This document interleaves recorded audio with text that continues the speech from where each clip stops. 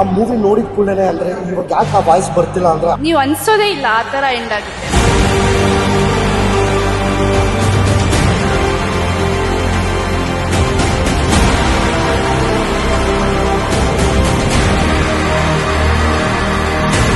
ರಕ್ಕಸಪುರದವಳು ಏನ್ರಿ ಸಿನಿಮಾ ಇದು? ಎಂತ ಸಿನಿಮಾ? ಯಾವ ರೇಂಜ್ ಗಿದೆ ಸಿನಿಮಾ ಅಂತಂದ್ರೆ ಫುಲ್ ಗೂಸ್ ಬಂಪ್ಸ್ ಬರುತ್ತೆ. ಅಂದ್ರೆ ರಾಕ್ಷಸರೇ ತುಂಬಿಕೊಂಡಿರುವಂತ ಒಂದು ಸಿನಿಮಾ ಅಂತ ಹೇಳ್ಬೋದು. ಬಹಳ ಡಿಫರೆಂಟ್ ಆಗಿ ನೆಕ್ಸ್ಟ್ ಏನಾಗ್ಬೋದು ಅಂತ ಕ್ಯೂರಿಯಾಸಿಟಿಲಿ ಎಂಡ್ ತನಕ ಏನು ಗೊತ್ತಾಗಲ್ಲ. 2.5 hours 3 hours ಒಂದೇ ಕಡೆ ಕೂರ್ಸೋದು ತುಂಬಾ ಕಷ್ಟ. ಅಂಡ್ ಈ ಮೂವಿ ಅದನ್ನ ಮಾಡಿದೆ. ಒಂದು purely content oriented cinema. Raj B Shetty ಅವ್ರ ಬಗ್ಗೆ ಹೇಳಂಗೆ ಇಲ್ಲ. ಬಹಳ ಚೆನ್ನಾಗಿ ಮಾಡಿದ್ದಾರೆ. ಒಂದು ಸಸ್ಪೆನ್ಸ್ ಥ್ರಿಲ್ಲರ್ ಆಗಿರ್ಬೋದು ಮತ್ತೆ ಪರ್ಫಾರ್ಮೆನ್ಸ್ ಇರ್ಬೋದು. It was very effective.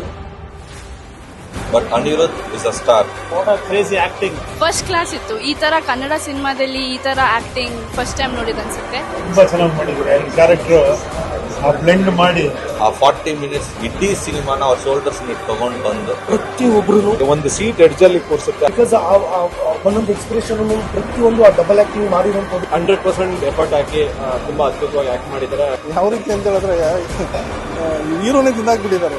ಒಂದು ಪಾತ್ರನ ಎಲ್ಲಾ ನಟರು ಬಯಸಂತದ್ದು ಅನಿರುದ್ಧ್ ಮಾಡಿರುವಂತದ್ದು.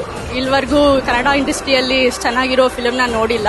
Wish you all the best ಎಲ್ರಿಗೂ. ಎಲ್ಲರೂ ಆಲ್ರೆಡಿ ಇಷ್ಟಪಟ್ಟು ಪಿಕ್ಚರ್ ನೋಡ್ತಾ ಇದ್ದಾರೆ ಅನ್ಸುತ್ತಲ್ವಾ?